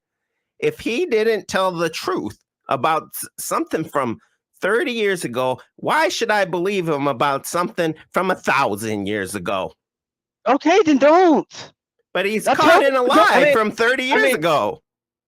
I don't know that's- what to that's tell You kind do of- know that. That's kind of not a. That's. I mean, I'm Then not trying to stir the go. pot here. I'm not trying to Then stir the go. pot here. Like I'm I not said, trying to stir the. Hey, trust the listen, I'm not trying to That's stir all the I need to pot. know. That's a good question. That's a good question. and I'm He's telling lying. you, I care about his data, all the history that nobody's brought out, everything that's done, everything, all the shit that it has. It doesn't matter what he's done. Other people have brought it out. It has nothing to do with what he's done in his past. Every So- bit of all of his data that he's found. It has He- nothing. It doesn't matter what he did. You look at all the books. It's What? other people that brought it out. What if Yeah. now his So he thing said shows- he said his victim Right. was 19. What Oh what God, if the I don't victim care. what crime Don't could he believe. commit and you would just forgive him? What if he genocided 500 people? I've checked all of his sources. But I don't what need to. let's say I don't he, need to listen to him anymore. All I've done is looked up his book. so I if he looked up all- killed hold on. 500 Hold people on. and ate Hold on. their Hold on. hearts, then I don't no, have to listen to then him you ever don't care. again. Phoenix, hold on. You never answered my question. Would you believe him if he victimized one of your family members? I don't do that. Like I said, y'all are completely in the wrong perception. Y'all have no clue. You're in the wrong perception. I'm asking you a legitimate question. It's a yes or no question. Would you still believe him if he victimized one of your family members? Yes. Okay. Yes, I'll You're let you out answer of your it. damn mind, boy. You're not listening to me. Okay, well, I just wanted to hear. I'm hearing You answered the I'm just question. trying You're done, boy. Oh, I don't care about you, bro. Leave, please, man. You're done, Please. boy. You'd sell out your own family members for a nugget of from a propaganda book from 100 years ago. You would sell out your own infant. Fuck yourself, dude. Please leave. You just said you would. You don't need to be here. You just said you Oh, would. hold on. You're not listening to me. I told heard you. I checked all of his sources, you jackass. They're all legit. There's nothing that he came up with. Lying about So it. he read books. Check the book. What the fuck is wrong with you? He didn't write. Listen, Other people. Hey, hold on. Listen. On a minute. We don't need to be. Whatever he wanted to. Hey, listen. I It's can't, real Phoenix, we can't information. hear you when you're yelling. It's still I can't hear you when you're information. yelling. calm down, Every whippersnapper. bit of- Look at yourself. Look at all the sources that he's ever brought out. So And he please tell me I'm wrong. What Please tell me sources? Hold on. listen. Every, Hold it's on, on, man. on You his guys quit website. yelling. Go to his website. He has every single book he's ever read. He's given everybody, every single person. I have them all. I have probably 5,000 pages of all of his handwritten notes. Does that mean that none of these books were propaganda? They're written by other people. You can all go find these Okay, sources. but does that mean Okay, the hold book on. is real, or is the book a narrative or propaganda? Hold on a you have to decide that for yourself. It's by Okay. fucking scientists, authors, old people, Okay. different people. Man, But how do you know the Hold on a book's second. not Okay. propaganda? Hold on a second. you Hold have to have discernment, man. It's Hold like on. other Can you academic stop? people. Please. Sorry, please, man. can you stop yelling? Can you please stop Yeah, yelling, man? man. I can't hear a word you say when you're yelling. It's just muffled. I Okay, want this please. dude to Let's leave. let's just calm it down. It's just like point for point, please. Point for point. Okay. All right. Where were we now? Just one point at a time. People, please stop yelling. I Oh, apologize. you- I you- okay, apologize. So I had a question. Please. Just a question. So if the framework is we're living in a simulation created by this AIX, this virus AIX. Okay? What is Satan. to stop AIX from convoluting any sort of material we find to be true or free from its sort of what's the word? Perfect. I'm not saying I So- agree with anything he said as far as that. Right now, guys, you're not listening. I'm talking about. You're not letting me finish. Let me finish. I don't care about a my- series. What my point is if we're living in a sort of simulated world created by some evil sort of malevolent archetype, that why is the information freely available to us to figure him out? I don't understand that. If this world is created by such a powerful entity, why is the information available to Archaix to Guys, figure it out? I don't let me say- understand that. Let me help you out. Let me try to explain it a different way. Okay, he was in prison for 26 years. He ran the library. I didn't ask that, bro. Trying to help you understand. Can I say it, please? Can I say this? Fine, go He ahead. went to prison for 26 years. Okay, he became a librarian. He's told all this story. He's talked about the kidnapping. Okay, in prison, he could find books that we cannot find. I've talked to other scientists, and they can't find these books still. Like I said, every single one of these books he's found in every one of the Texas library prisons. Okay, not him. He wrote notes. He data mined everything. He cites every single one of those books he's found and read personally. Okay, now that's up to you to go find those sources if you don't believe what he's found and written in the books. And that, or if those sources, like I said, you are arguing with all the books that he found, everything else, everything that he's came up with. Yes, he has theories. I don't agree with everything that he says. We can debate that. I'm just saying he only cares about his data. He only cares about the books that he found. Okay, but what I'm addressing is it's an epistemological thing where Yes, how does he know this thing when he's hypothesizing theory about simulation, about an all-powerful simulation that's created a reality as we know it, like what I'm looking around myself right now as to not be real, that AIX doesn't convolute the material he's sourcing himself. That's what I'm asking. I'm asking a epistemological question. How does he know that what he's saying is true? Okay. He doesn't. That's why he said before he doesn't want people. And I've talked to him about this. He doesn't want people getting wrapped up in his theories and all this stuff. He wants people to look. He doesn't know. I've told you things are debatable. I'm trying to tell you he wants everybody to look up the sources that he found. He wants everybody to do their own research. His sources. All the 1,300 books, he's used an educated decision, and this is what he's come to. This man has read and written. But you're missing the question. You're missing the question again. Okay.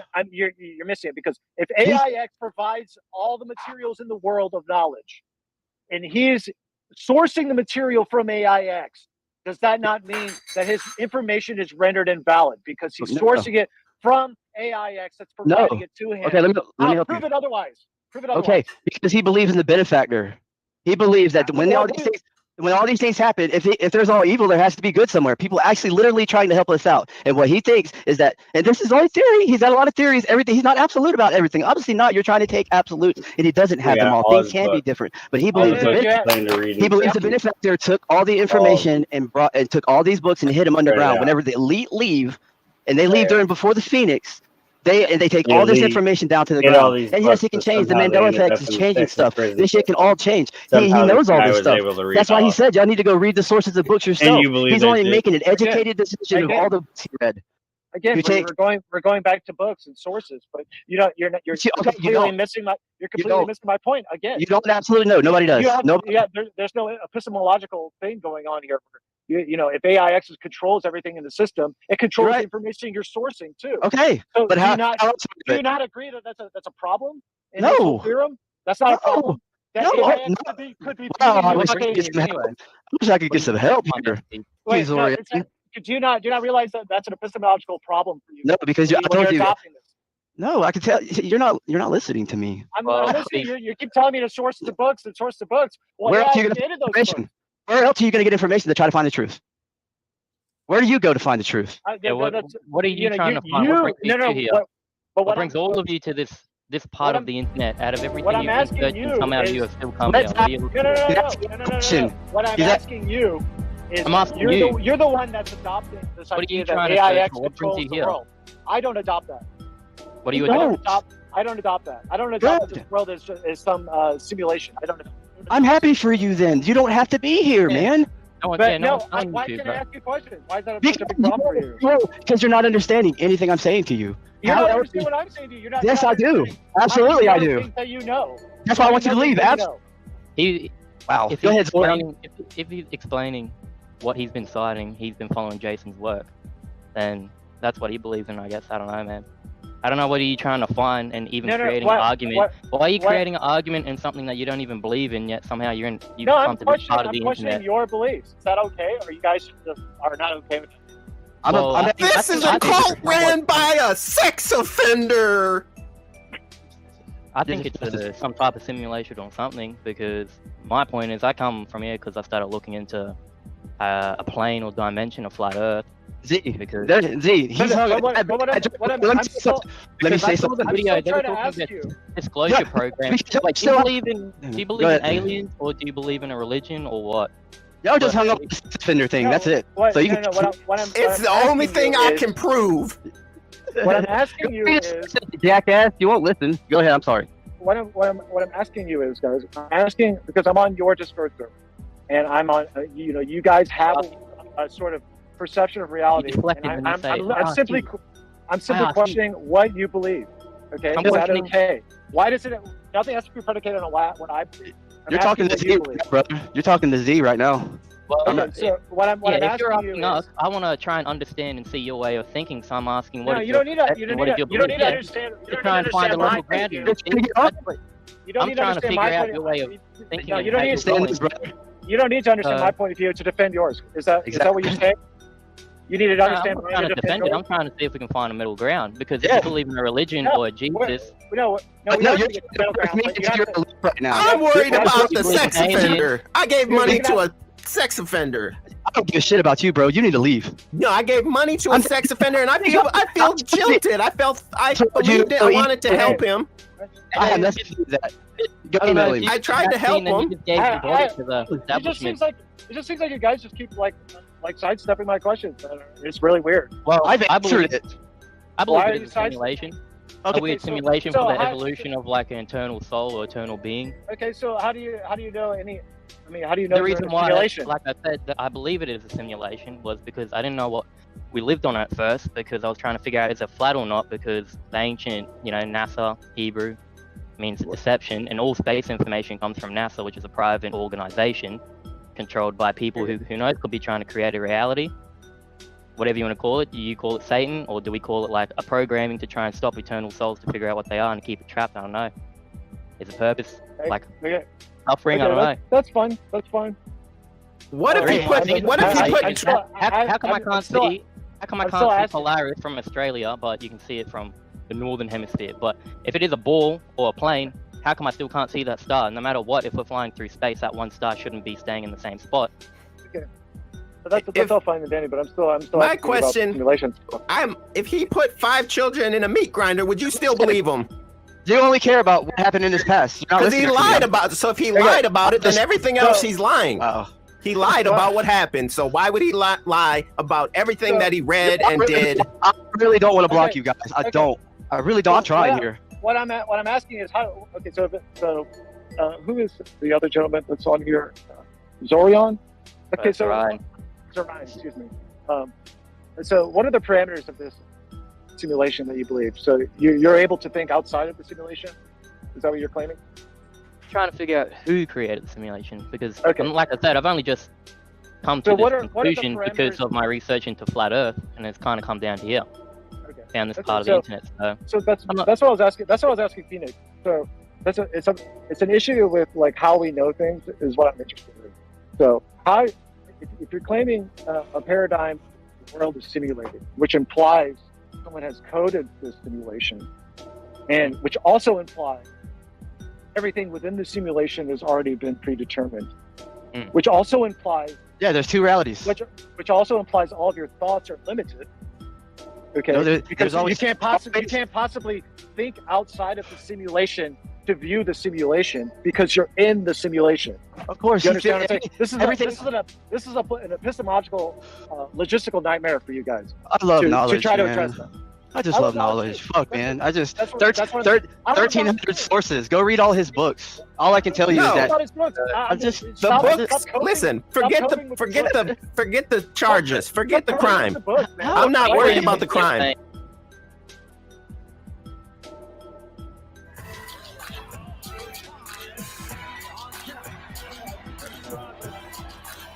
Unbelievable how he works and has a nose and has a feel for where traps are going to come. When you perform the first time, it actually gives you erection.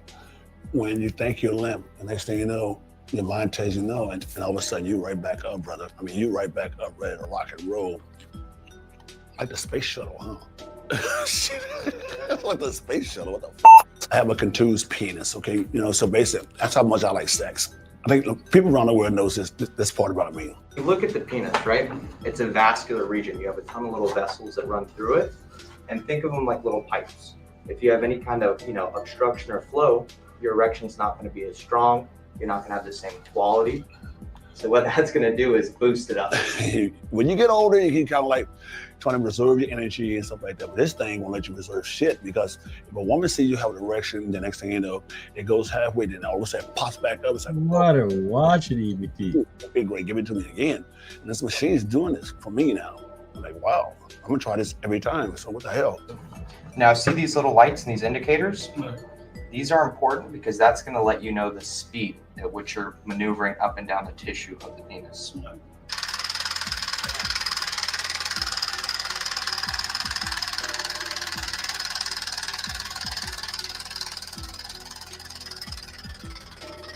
Wow, man. It's like, okay, great. This feels good. And then when a woman touches you, especially a woman that you love, a person that you want to have sex with, you got no problem performing, because if this machine will let you, gives you ability, it's okay, thank you, thank you, thank you. This machine does that for men.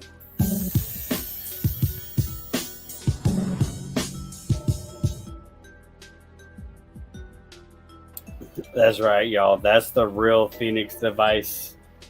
In case y'all don't know, you're living inside Rodman's Dick Zapper. Rodman's Dick Zapper is coming back every 138 years to Dick Zap the elites.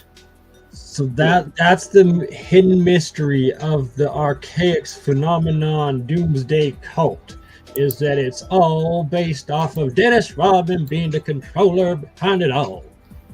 That's right. That's right. Rodman's Dick Zapper. I mean, like, there's so many people that are longtime fans that we're talking about on Rodman's Dick Zapper. This is kind of the parody. So the Phoenix device is Rodman's Dick Zapper. If you Google Phoenix device, that's the first thing you're going to come up with is Rodman's Dick Zapper, which is an acoustic wave device, which is hilarious because when Archaix describes what is the Phoenix device, it is an acoustic wave device that resets humanity. Well, that's also what Rodman's Dick Zapper does. So, I mean, I think that's kind of funny. I don't know. Maybe that's just me. Let's just do one more video here on that, right? Rodman's Dick Zapper.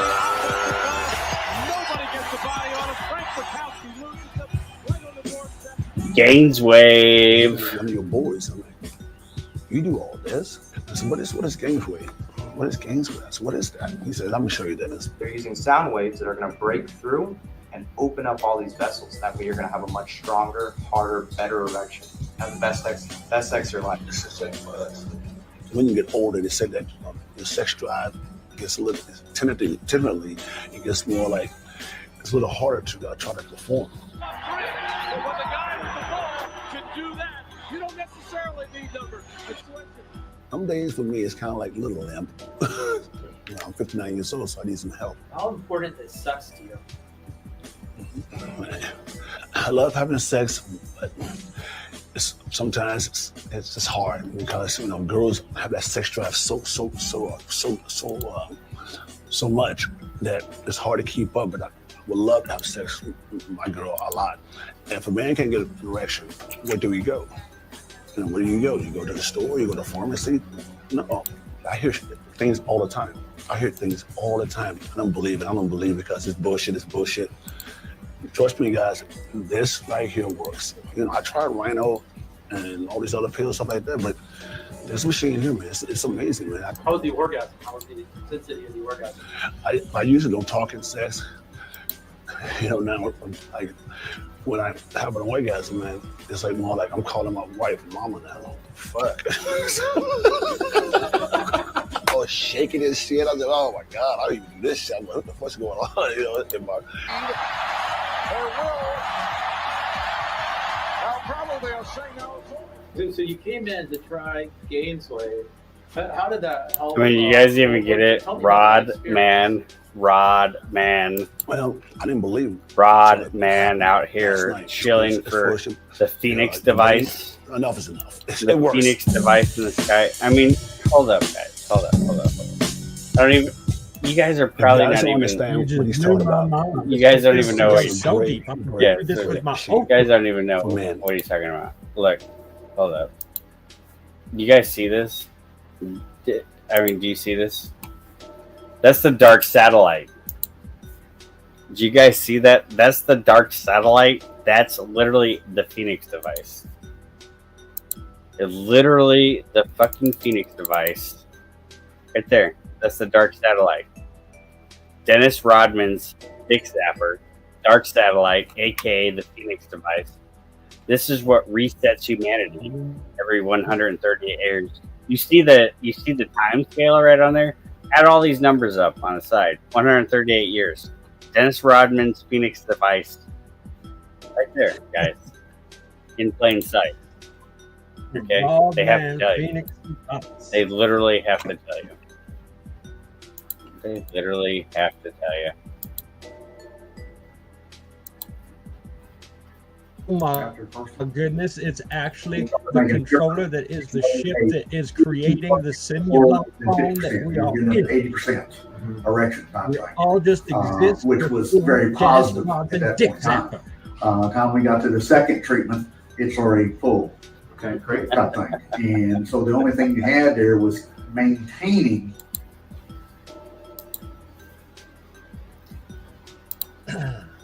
Well, Whoa. that was one epic stream that we're unaware of the Archaix doomsday cults. Yeah, no, the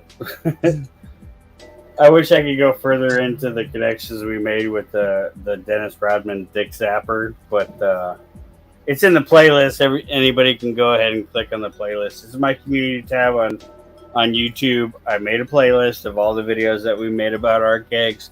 We did go deep dive into Dennis Rodman's Dick Zapper, aka the Phoenix device, aka the acoustic wave device, which it's so crazy because Dennis Rodman's Dick Zapper operates the same exact way that he says the Phoenix device operates. Okay, and it looks like a fucking spaceship, obelisk, fucking bullshit. Okay, just saying. I'm just saying, it's pretty weird, pretty crazy, but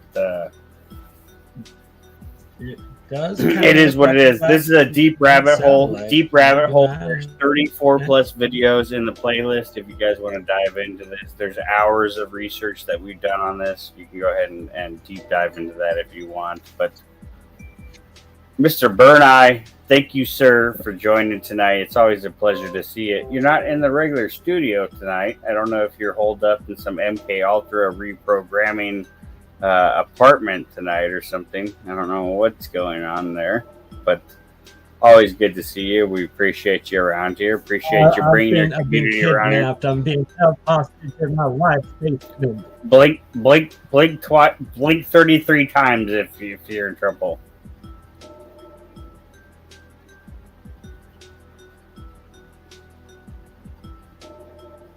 Oh shit. Oh, all right, well, guys. I was muted. We're gonna call QOC. We're gonna try to establish some ransom. I don't know. We'll see. We'll get you out of there, BurnEye. Don't worry. I've kidnapped. Thanks for joining. Much love. EBT. Shout out to Tartarian Truth. Love you, sir, and exactly Tartarian Truth. Shem Jacobs. Tartarian. I don't care. I'll say the name. I don't. Right. Play that outro. Anywho, much love. Put this down on my channel, and we'll see you all tomorrow. Great work, EBT, and you should post your email in the private chat so I can contact you without having to wait for you to start a stream, so we can, plan a stream in the future. Because we really got to see that Illuminati letter. Yes, sir. Okay, yeah, I'll do that. Hold on. I'll do that right now. Hold on. Do. Perfect. Do at do at do. Okay, there you go. You got it? Oh, perfect. I do. All right, Alrighty. brother. Thank you. And I posted in the public live chat one last time for anyone that wants to go check out that Texas Correctional Real Phoenix event video, that link there. And love y'all. We'll see you on the next one. Thanks for watching. Thanks, sir. Ta-ta.